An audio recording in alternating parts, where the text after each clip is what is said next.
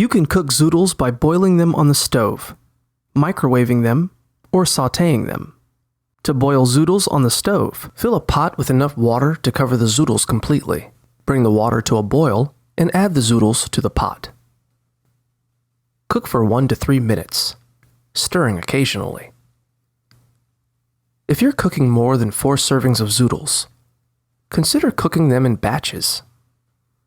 Make sure to cook the zoodles for no more than 5 minutes, since zoodles can easily become overcooked and mushy. When the time is up, drain the zoodles in a colander.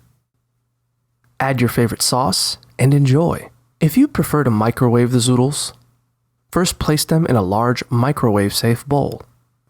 Then, microwave the zoodles uncovered for 1 minute on regular heat. Test the zoodles for crispness.